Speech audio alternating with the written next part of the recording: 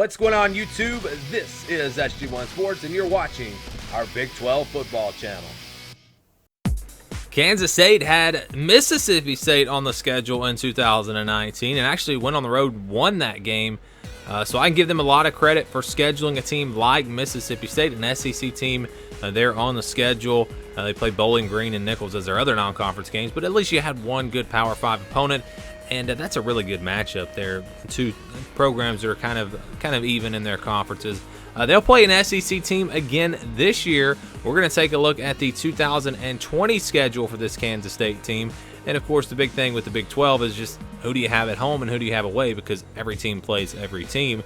So here is that schedule for 2020. And they'll open up with Buffalo on September the 5th.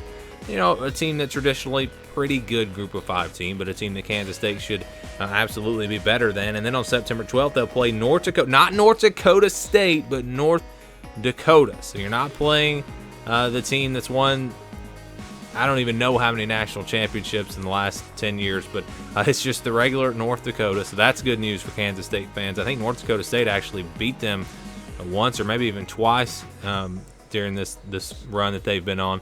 So you don't have to play North Dakota State. No worries there.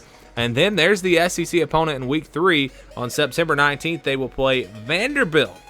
So if you're going to play a team out of the SEC, that's probably the team that you want to play, especially this year. So this non-conference schedule for Kansas State really is not that bad. And yes, they play an SEC team, but it's Vanderbilt. They should be the favorite, I think, in all three of those matchups.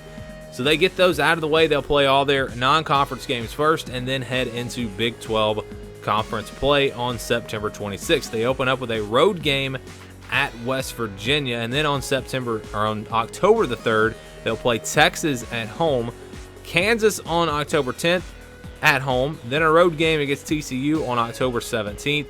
Follow that up with a road game at Iowa State. Could be a really tricky matchup there.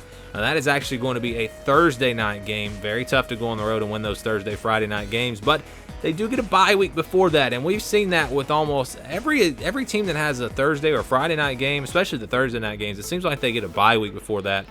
So that's works out really well. That's how it should be. I mean, if you're going to have a short week, why not have your bye week before that?